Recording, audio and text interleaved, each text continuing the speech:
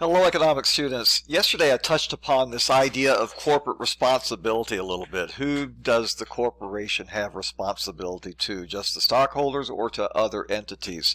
As we look at the various controversies surrounding corporations today in America, this is another important area to consider.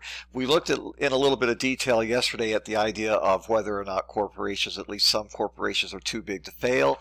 Today we're going to look at corporate responsibility and where exactly does a corporation have responsibilities and to whom does it have those responsibilities. So let's get started with this important discussion. First of all, the issue. Whom does a corporation have responsibilities to? Is it strictly to stockholders, or does the corporation have responsibilities towards its employees?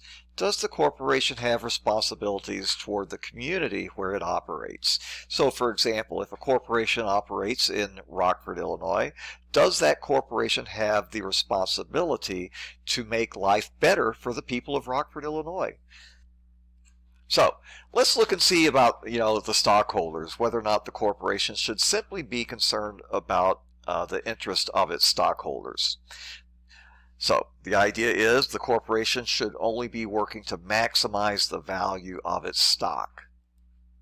Stockholders buy stock to make money. They don't buy stock to do charitable work. They want the corporation that they own to be working for their interests, and their interests are the maximization of the value of their stock. There are plenty of ways that stockholders can do good deeds. It isn't the job of their corporation to take that on.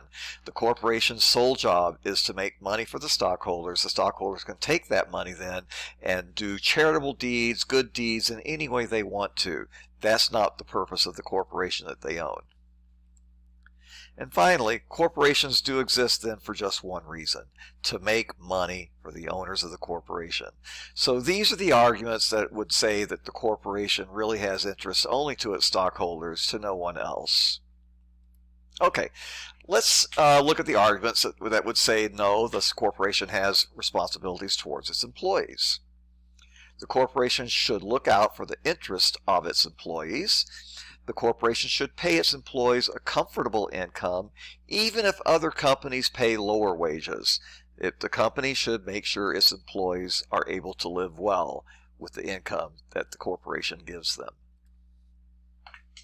The corporation should provide excellent benefits, and that would include health care, child care, and opportunities for fellowship, such as a holiday party, nice break rooms where you can go and take a break, have a cup of coffee, a snack, whatever.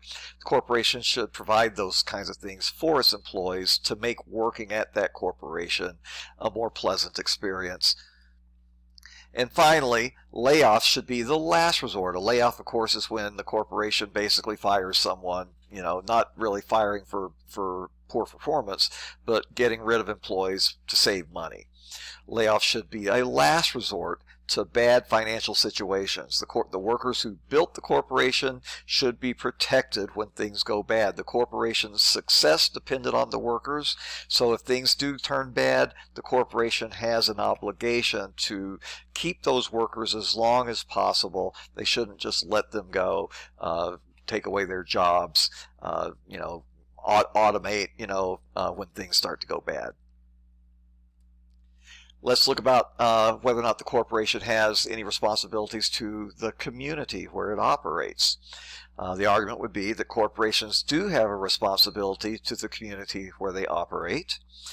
They should provide community services, such as supporting the arts and sporting venues in that community.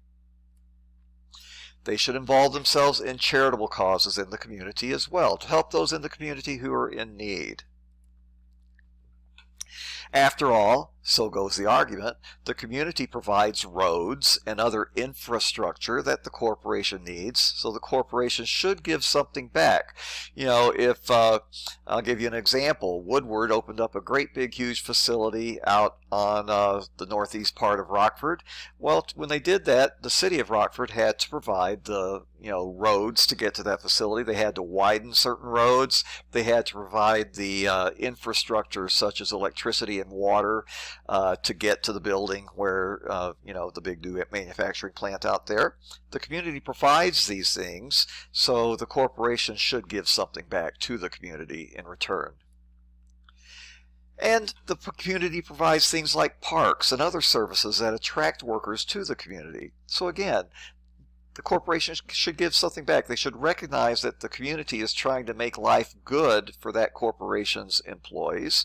So the corporation kind of owes the community something back for making it a more attractive place for its employees to live. After all, if the community is not a good place to live, people aren't going to want to work for the corporation that does business in that community. So that's the end of this presentation. So I want you to look at Canvas again. You do have an assignment where you're to write a persuasive essay on one of these corporate controversies, either the idea of whether or not a corporation is too big to fail or can be too big to fail, or whether or not the corporation has obligations to anyone other than just its stockholders. We know the corporation has obligations to the stockholders, but does it have obligations to others as well? And you're to write a persuasive essay taking a side on one of these issues. And with that, I'm going to sign off this presentation. Just make sure you look at the instructions in Canvas on this essay. And you guys have a great day. I have high expectations for some really thoughtful essays. And be sure you meet all the requirements that I give you in the rubric that is in Canvas. Thanks a lot. We'll talk to you later.